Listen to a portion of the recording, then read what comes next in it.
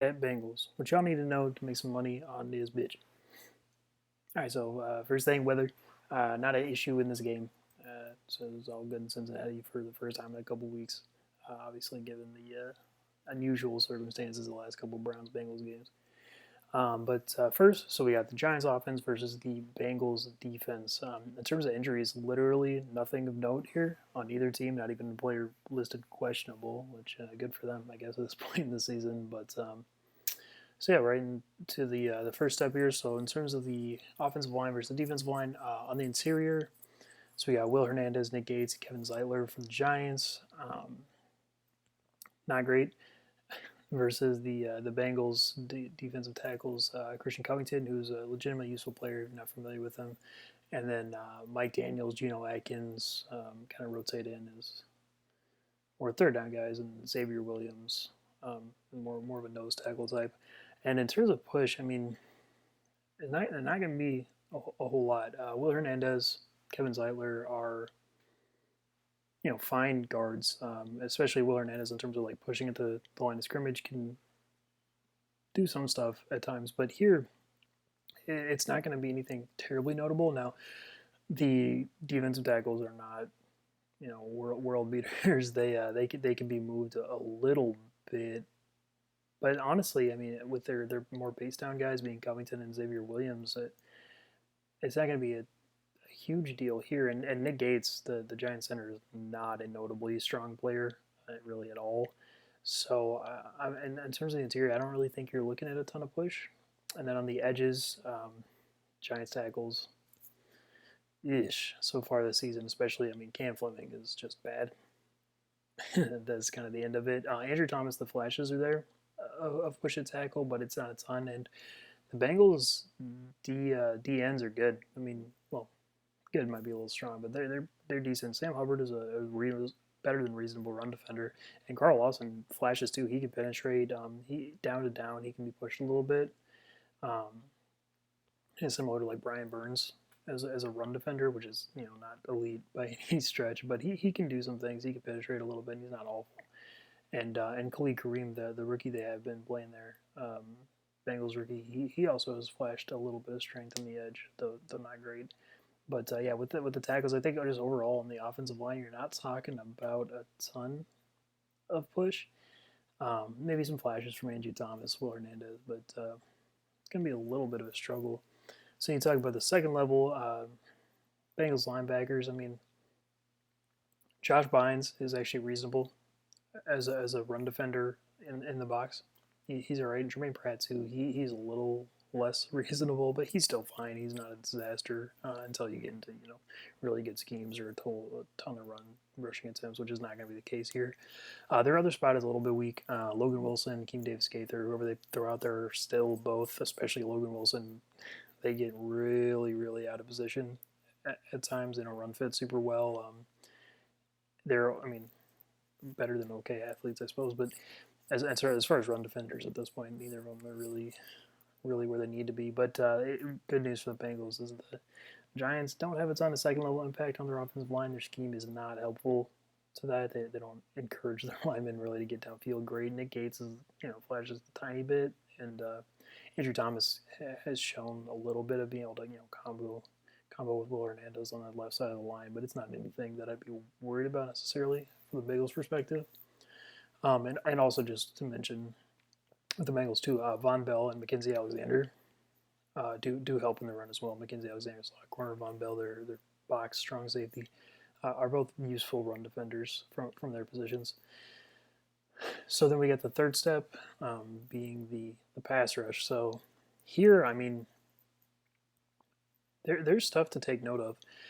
The Giants' just offensive line in general is leaky. It's just not that good. And Christian Covington, again, I don't want to overblow his impact. He's not Aaron Donald. He's many tiers, or he's not even whatever other. I'm trying to think. Chris Jones. He's I mean obviously he's really good too. But he is an okay interior rusher, and Geno Atkins and Mike Daniels both old at this point, and obviously so when you watch them, but especially Geno Atkins, they can still they still have good hands. They can still move around a little bit, and Zeitler and especially Nick Gates and Will Hernandez. I mean, Zeitler's probably the best of the three. Are all vulnerable at points. It's nothing crazy, but it is there. And on the edges, I mean, Carl Lawson is way better than Cam Fleming. Again, Cam Fleming can be a disaster on the edge, and Carl Lawson's good enough to take advantage of that. But he's not good enough to do it every snap. He's not a dominant rusher. On the other end, I mean, so Andrew Thomas is really ready. So he's really vulnerable to change of direction hand rushers. They beat him inside. It's happened a lot over the course of this year. And the Bengals do kind of lack that type of player. Carl Lawson more of a outside, bendy rusher at times. He's not awful in that respect, but there are other edges, whether it's Sam Hubbard, Amani Bledsoe, or Khalid Kareem. None of them are real notable passers, and I actually think Andrew Thomas is going to be fine here on that edge. So then you get into the fourth step, which is the receivers here. Now, let's be clear. The Bengals secondary, now that they're mostly healthy, are not awful, or really even that close to it. I mean, Jesse Bates and Von Bell are legitimately really good safety duo. Really good might be a little strong. I don't know. Jesse Bates is good, and Von Bell is good. And when you have two good safeties together, it's a really useful thing. Mackenzie Alexander is a good slot corner, and William Jackson III. As far as number one corners go, he's definitely not at the top, but he's definitely not at the bottom, and he can at least prevent receivers from just being, dominant at all times. And LaShawn Sims, presumably their other corner, I actually think he's all right. He more handles bigger-bodied receivers better, which isn't the case with the Giants receiving core, but I don't think actually he's awful either necessarily. And as for the Giants receiver goes, Darius Slayton's good. He's shown he can beat even the best corners in the game on certain snaps. No, not every snap certainly, but that includes William Jackson III, who I presume will shadow Darius Slayton. I think he's going to be fine. Maybe a little bit better than fine, although not a huge reception guy, not a huge chain moving guy. So that leans more to Sterling Shepard, where actually I think Sterling Shepard notably useful here because, like I said, LaShawn Sims is better against big body receivers, and that is not Sterling Shepard. He's a really quick guy. He knows how to find space, and I think he could actually take advantage of LaShawn Sims to a point. Maybe he plays out of the slot, so there's Mackenzie Alexander. That's more Golden Tate's role. I do think, like I said, that Sterling Shepard could rack up some receptions in this game for sure and be useful with them. Golden Tate, though, not a real separator at this point. Not for a while either. And Mackenzie Alexander, as far as their respective positions go, is better than him at this point. Now, he's just because a corner is better than a receiver doesn't mean they're going to be a zero. That's just not the case. Golden Tate can still find space underneath in zone, and he still can be marginally useful. But I actually do think he's going to be limited to a point here. And if they try to throw Austin Mack at LaShawn Sims on the other side or CJ Board, I'm telling you, LaShawn Sims can actually handle them to a point. Not that that's super relevant, but just saying. And then Evan Ingram, I do think is going to be useful here. Although Von Bell, decent as far as man-to-man safeties go, just none of them are that good. But he's one of the better ones, and I actually think he can do a reasonable job. Maybe lacks the speed to keep up with Evan Ingram, but not a disaster here. And Evan Ingram has his own drop issues that kind of prevent his ceiling of usefulness in any given game. So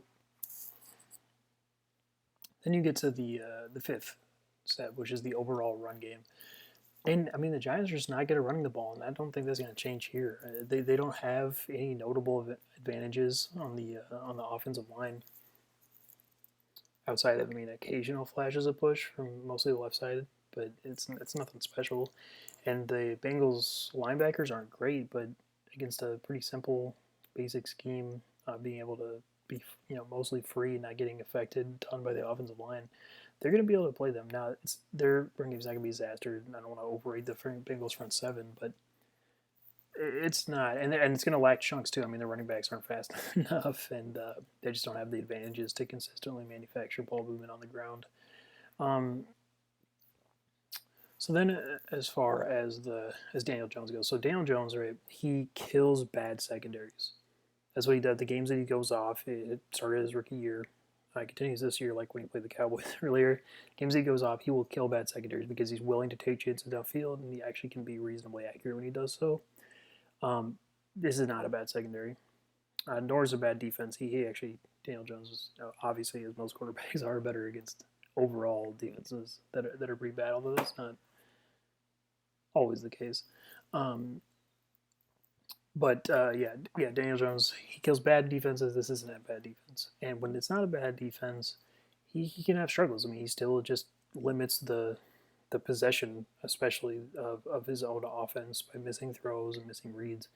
And here, I think that's going to be the case. There's struggles for him to have here. It's not like his receivers are going to be killing the secondary all day. There is pass rush to deal with. Now, I do think he's going to be fine after a point, but he's not going to be a destroyer of worlds. Not that he ever is, really. So then you talk about the overall pass game, given that, and I think it's gonna be reasonable. I mean, like I said, Darius Slayton's not gonna get shut down here. He's gonna be useful. He can get some stuff deep to a point, and Sterling Shepard is actually, I think, gonna be useful possession driver here. And Golden Tate, Evan Ingram, not disasters, but there's some danger between Jesse Bates mostly and the other corners, secondary players. Daniel Jones, like I said, just a self-limiter, and Carl Lawson as a rusher, combined with a non-perfect offensive line. Any given drive, there's actually quite a few things that can prevent the Giants from really scoring a ton. So then you get to the red zone. Daniel Jones not great in the red zone, but I actually think here he might be okay because Sterling Shepard and Darius Slayton both have the quickness to win reasonably in the red zone, and his Daniel Jones' legs will help too. And rushing is not impossible at that point, so I wouldn't expect it to be great, but I do think the touchdowns are not impossible by any means. So overall, the point range I would go, I think I would end up at like 17 to 24. The Giants' offense is just not good enough to have a higher ceiling than that, and even frankly, that might be a little high. I would have it lower if not for what I expect the Bengals' offense to look like, which is going to just give the Giants better chances at scoring, I would suspect, certainly. So getting to that, as far as the Bengals' offense versus the Giants' defense, injuries, again, almost nothing notable. Gio Bernard questionable. Don't really care. He's just not a running back that matters. And I think he's going to play anyway, actually. And then on the Giants, just a backup corner, or I think backup corner, Brandon Williams is questionable. So you got offensive line versus defensive line, step one. It's going to be bad. I mean, so I should say, too, just the Bengals' offensive line is not set yet. So you got Jonah Williams, Michael Jordan, Trey Hopkins, left tackle, left guard, left center, and center, respectively. The right side, I'm not sure. Alex Redmond coming back from injury. Quentin Spain's been playing at right guard. They picked him from the Titans, good player, should keep playing. And then Bobby Hart as well, potentially. I think he's pretty well benched at this point. And Hakeem Adeniji, I've actually liked what I've seen from him to a point. So far, might be some combination of those four is going to be on the right side of the tackle, or right side of the line. Not sure it matters a whole lot. Like I said, none of them are. I think Quentin Spain is clearly the best of the four, but none of them are great. But as far as push goes on the interior, none. I mean, the Giants' defensive tackles are fantastic, really, really good. Dalvin Tomlinson, Dexter Lawrence are, I mean, they're about as tough as you get in terms of moving them on the interior. And the Bengals' offensive line is absolutely not the one to do it. Now, I will say that their weakness, they are bad. But their weakness is more with quicker players generally, which hey, Dexter Lawrence at his side is still pretty quick, and Leonard Williams too is a legitimately useful player in that mold, or a little bigger, but he can take advantage of them. So yeah, I mean, this is just not going to be pretty on the interior, and then on the edges, I mean, Jonah Williams, so he's just not very good at this point. He doesn't push people well. He gets shed and misses in space. He's just not very good at this point, and I can see why people, he has the pedigree, but until he shows it, he's not a plus. And on the other edge, like I said, I'm gonna hope it's Quentin Spain, And either way, I mean, the Giants, so Kyler Fackrell is a reasonable edge player, not crazy, but decent. And actually, Trent Harris, the guy who's been playing the other edge for the Giants, I actually think he's shown to be a decent, larger bodied edge player. So I don't think there's going to be really edge push either. I mean, maybe some from Quentin Spain, like I said, and then the Giants' edges aren't like shut down, but it's not going to be anything that drives offense or really helps the Bengals. See it to step two. So the linebackers for the Giants, Blake Martinez, still bad, but not quite as awful as maybe I thought he was going into the season. And as a box run defender, he can be not the worst ever, which for him it's kind of a compliment. And we'll see what the other spot is. It's been Devontae Downs, but they just activated. I think his first name is Tay Crowder from IR. Who, when he started earlier, I actually thought he was. I mean, for I think he was Mr. Irrelevant, the last pick in the draft. It was pretty impressive. So him as the other linebacker, I hope is what happens. But he just got activated, so I'm not sure if he's going to play. If it's Devontae Downs, that's not good because then you have two exploitable middle linebackers. Not that I mean, Tay Crowder's great or anything, but I do think more importantly, maybe they're both going to be free because the Bengals offensive line is just they're going to really struggle to dig out the defensive line of the Giants at any point, and none of them move well downfield. They're going to be free, and at that point, versus a scheme that doesn't really confuse them to any meaningful extent, they're actually going to be pretty useful. So then you get to the pass rush. There's going to be a lot of pocket push here, but I mean that's not something that's really relevant or anything consistent even in large marginal matchups like this. It's just hard to, they're still NFL players. It's hard to do that a lot, but I think Leonard Williams can make a notable impact on this game as a penetrator in the pass rush. And Dexter Lawrence says, I mean, telling you, that guy got hands, man. he can get some too, but not a ton. But yeah, Leonard Williams for sure. And on the edges, I mean, Kyler Fackrell is not great, but he's good enough to beat these tackles at least once or twice. And on the other edge, they're maybe more clean. I mean, Trent Harris, not a big deal pass rusher. Their other guys, I mean, Carter Coughlin, Cam Brown, neither of them, they're just not useful. So I actually think the one edge could be fine. Maybe even both edges. Getting Kyler Fackrell, not a great player, but yeah, overall, actually looking at it, I don't know that the pass rush is going to be that destructive. I think that's going to push the pocket some, but it's not going to be cleanly winning all the time, or even at all. So then you get to the receivers, and here I really do think you have some issues. So I would assume that James Bradbury, I was going to say shadow. Giants don't play a whole lot of man, so they play more zone. They don't necessarily shadow all the time. But James Bradbury, right, he handled Allen Robinson when the Giants played the Bears earlier, and Allen Robinson is what T. Higgins might be in a couple of, once he develops a little bit, but what he hopes to be as of now. He's just worse Allen Robinson, right? So there's a legitimate chance, I think, that James Bradbury really makes T. Higgins work for space in this game, or he might not even be able to get it, to be honest with you. And then the other corner, though, Isaac Yiadom, terrible, active booster of the offense, and AJ Green, Auden Tate, whoever's out there, yeah, they can beat him. Now, again, that's why I mentioned earlier Brandon Williams. I'm actually not positive Isaac Yiadom is going to be playing all the time on the outside because they might play Logan Ryan out there with Darnay Holmes in the slot, which actually I think is going to be worse for them. So I'm not sure what they're going to do because the Bengals' offense, at least with Joe Burrow, was really dependent on whether or not Tyler Boyd was a consistent possession driver, and he struggles to do that against good slot corners like Logan Ryan is. But if they play Logan Ryan on the outside and Darnay Holmes, the Giants, he's a rookie on the Giants. There's another slot corner. He's real bad, or at least has been so far this year. Tyler Boyd would abuse him, so that's not something I'm quite sure of, just because I'm not sure what the Giants are going to do there. because if Logan Ryan stays in the slot, I think you're looking at a lot of separation issues, just kind of all over. Nothing really stands out as being useful. Whereas if it's Tyler Boyd for starting, he's going to abuse him. So I'm not sure what the Giants are going to do there, but that's important to look for.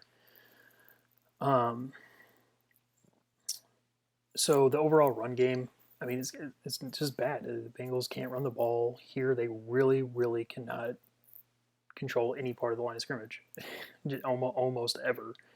Now the linebackers are not elite or even good, so it's still possible. As soon as Gio Bernard squeezes through there, that he runs for a little chunk. Yeah, of course it's possible. He might have multiple times, but in terms of a consistent tool, it's not there. And that kind of brings me to the quarterback. So they got Brandon Allen on the start. The most famously that I remember of the almost upsetting the Vikings the last year, despite being like a 20-point underdog, something goofy like that. And we just don't know that much about him, right? He hasn't played that much, and so I don't want to get into specifics of saying, oh, this or that about him, because we just don't necessarily know. But what I'm going to say with this is I think this actually, just to jump ahead a little bit, kind of makes this whole game a stay away. Because we've seen, because we know, something we do know from Brandon Allen's time with the Broncos is that he can move around at least some. And if you have a quarterback you don't know much about who can move around, it's possible that offense can succeed at least to an extent that way. Hence the Cowboys Steelers game a couple of weeks ago. I mean, and the Steelers significantly better defense than the Giants, and Gary Gilbert was out there, big enough, however many first downs on the ground, which is possible here. I don't necessarily think is likely, but it's just not something we know. So I don't necessarily think there's a reason to get into it too much because we just don't know that much about Brandon Allen. Which, I mean, the red zone, though, it takes something really good to be in the red zone, which even if Brandon Allen's okay, they're not going to have here. So they're just not going to, they don't have a high ceiling. They're not going to put up a bunch of touchdowns, which is where I would kind of, get into the issues there. But so as far as the point spread, I mean, it's just I guess I end up at like something like 10-17, but that is, I mean, not particularly useful information just because of the unknown of Brandon Allen. But in terms of how that affects the spread, so the spread is at -6, Giants -6, and the over/under is at 44.5. And yeah, I just don't see a reason to touch either of those. You can, so if you whatever, I understand if you think Brandon Allen's going to suck. Go ahead. I don't hate it. The Giants defense is pretty good, but the Giants offense is not good, and they're playing a defense who's reasonable at the very least. And so, Giants -6 just doesn't make sense to me as something to trust. Although that is the side I would be on as opposed to the Bengals +6 for sure. But then with the over under again, I would be on the underside because I definitely would err on the part of Brandon Allen not being very good, but I don't know that, and so I just don't think it's worth betting on necessarily because one really or two touchdowns from them, which is not impossible given their receivers. It's just not worth doing, I think, with that much incomplete information. So as far as I'm concerned, this game is a stay away. If you have to do something, I would take the Giants -6.